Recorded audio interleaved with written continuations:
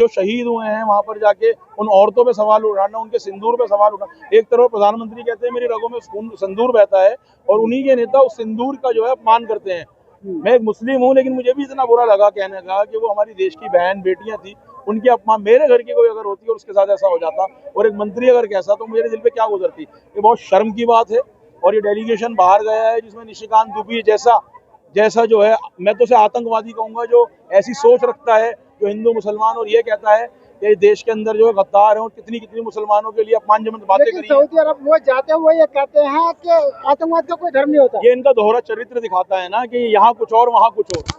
वहाँ जाके जो है ये अच्छे बन जाते हैं और अपने देश के मुसलमानों को ये इस तरह कहते हैं। देश के मुसलमान क्या किसी भी अल्पसंख्यक को बुरा कहते हैं। तो मतलब कहने का मतलब ये है कि बीजेपी का रुख दिखाता है कि इनकी कथनी और करनी में कितना फर्क है। ये तो हमें साफ नजर आ रहा है ना कि किस तरह जो है यहाँ हिंदू मुसलमान करा जा रहा है। बाहर के देशों में भी मैसेज पहुंच रहा है। क्या लोग वो सवाल नहीं करेंगे कि ये वही निशिकांत दुबे है जिसने मुसलमानों के लिए भरी संसद में, जिसको लोकतंत्र का मंत्री कहा जाता है, वहाँ आपत्तिजनक शब्द करे, और बीजेपी ने कोई कार्रवाई या मोदी जी ने कोई इसके खिलाफ कार्रवाई नहीं करी। ये वही जो अनुराग ठाकुर है ना, जो देश के गद्दारों को गोली मारो सालों को कहते थे। तो कहने का मतलब ये है, इनकी कथनी और करनी में फर्क होना चाहिए।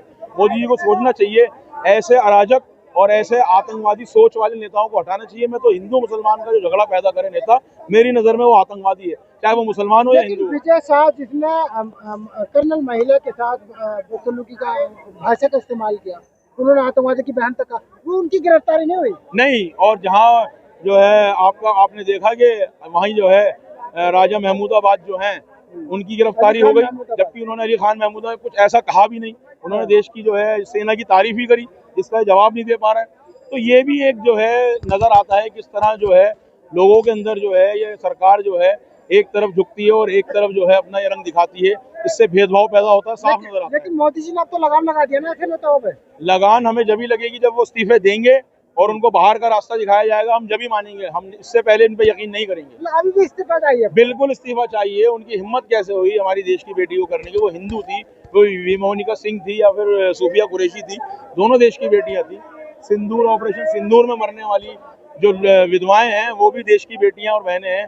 उनपे भी एक मंत्री ने कह दिया। मोदी जी तो बार बार तारीफ कर रहे हैं ना ऑपरेशन सिंदूर की। देखिए, ऑपरेशन सिंदूर की तारीफ तो हम करेंगे, भारतीय सबको करना चाहिए। लेकिन ये छुपे हुए जो सपोले हैं, ये ऑपरेशन सिंदूर और इस तरह हमारे देश की सेना पे सवाल कब तक उठाते रहेंगे, इसका जवाब चाहिए हमको।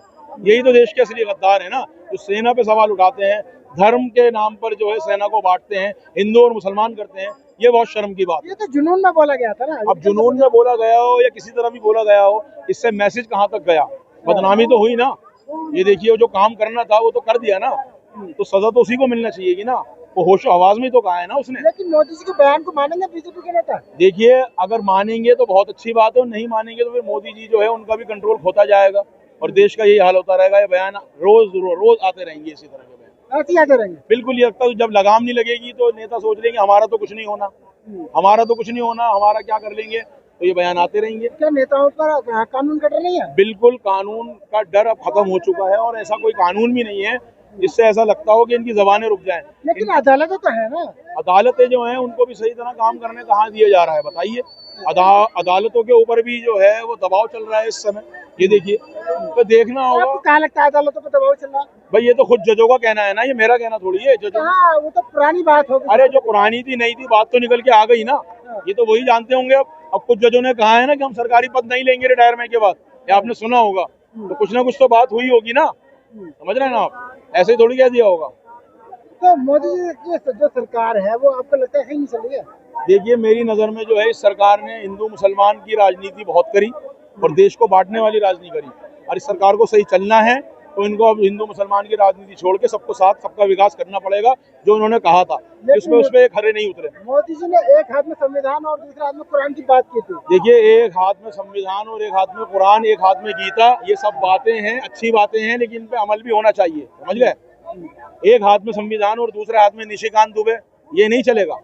दोनों को बगल में रख के नहीं चलना पड़ेगा। लेकिन अब 20 मुख्यमंत्रियों से मुलाकात की है और कहा है कि नेता कंट्रोल करें, तो कंट्रोल तो होगा। तो करना चाहिए, नजर आना चाहिए, इस्तीफा ले, नजीर बने उनका कि ये अब आइंदा ऐसा नहीं हो हमारे साथ। वो डर जब ही तो पैदा होगा। तो अभी तक तो छुट्टे सांड, खुले सांड की तरह फिर रहे हैं सब। लेकिन मोदी जी का डर नहीं दिखता आपको? मुझे तो अभी तक नहीं दिखता। आपको दिखता है क्या? नहीं दिखता। मुझे तो नहीं दिखता, अभी तो बेलगाम नेता बोल रहे हैं, हाँ। समझ रहे हैं ना। अच्छा, जिस तरह से दिल्ली में बुलडोजर चल रही है, उसको क्या देख रहे हैं? देखिए, बुलडोजर चलना एक अलग बात है, अगर वो चल रहा है गलत तो गलत तरीके से नहीं होना चाहिए, जो कानूनी तरीके से होना चाहिए। जो कानूनी तरीके से हो वो बिल्कुल सही हो, सुप्रीम कोर्ट से हो, कोर्ट के आदेश से हो, अपनी मर्जी से ना हो, किसी का घर ना उजाड़ा जाए। लेकिन खिजर बाबा कॉलोनी जहाँ, वो लोग का मानना है कि 40 साल से मकान बने हैं। देखिए, लेकिन अब नोटिस मिला। हाँ, ये जो है उनको सजा मिलना चाहिए, जिन लोगों ने उनको बसने दिया, उन लोगों को, उन एमसीडी अधिकारियों को उस समय कौन थे, किसने रिश्वतें गई, किन्होंने इनके मकान बनने दिए, दोषी उनको भी बनना चाहिए। किसी बुरे काम का साथ देने वाला भी उतना ही बुरा है, सजा खाली उनको नहीं मिलना चाहिए। सरकार थी, कानून थी, सब कुछ था, उसके बाद कैसे बना, जवाबदेही ये भी होना चाहिए, समझ रहे हैं ना ऑफिसरों की। तो लग रहा है बुलडोजर की चलना चाहिए ना। अरे बिल्डोजर क्या चलना चाहिए, बिल्डोजर क्या चलता ही रहेगा, बिल्डोजर तो रुकेगा भी एक दिन, सभी पे बिल्डोजर चलेगा तो फिर बचेगा क्या, समझो। तो अवैध गति चल रहा है ना। बिल्कुल चले, अवैध पे चलना चाहिए, लेकिन सरकारी तरीके से चलना चाहिए, मन मर्जी से नहीं चलना चाहिए। मन मर्जी कौन चला रहा है? जो भी चला रहा है तुम्हें नजर आ ही रहा है। तो कौन आ रहा है फिर भी? अरे जो भी है सरकार में, आपको कोई तो दिखता होगा। अरे योगी है वो अपनी मर्जी चला रहे हैं, इसी तरह और भी हैं मुख्यमंत्री, वो भी अपनी मर्जी चला रहे हैं। नाम लेने में क्या है, लोकतंत्र है, मुझे कोई जेल में थोड़ी डाल देंगे। लेकिन दिल्ली के मुख्यमंत्री तो महिलाओं को सुरक्षा को लेकर और जनता को लेकर बहुत अच्छा अच्छी बात है, देना पड़ेगा, वो तो हमारे संविधान में, वो क्या है कोई और है उसको भी देना पड़ेगा, समझ रहा हूँ। बातें करना चाहिए तो काम भी नजर आना चाहिए। तो काम तो अच्छा कर नहीं रखा। अभी 100 दिन हुए हैं, अभी कुछ कह नहीं सकते, अभी तो पता चलेगा आगे। अभी तो फिलहाल दिल्ली में लाइट कटिंग बहुत हो रही है, समझ रहा हूँ ना। आज भी 4 घंटे लाइट गई है, केजरीवाल के समय में ऐसा नहीं था। ये बड़ी दिक्कत आ रही है कि केजरीवाल क्यों दिख रहा है? हमें बिजली का आराम था, उस समय बिजली की दिक्कत आ रही है बहुत, हम एक तो के इसी को साथ दूसरी फ्री देने वाला को। अरे वो फ्री दे ना दे, लेकिन बिजली का बहुत आराम था। लेकिन आज जो है पैसे देकर भी बिजली कट रही है, ये बड़ी दिक्कत आ रही है। अब पैसे देने पड़ रहे हैं। अरे पैसे तो जब भी देते थे, हाँ। जब भी पैसे देते थे। तो आप ये तो मानते हैं केजरीवाल ने बिजली के नाम पर झूठ बोला?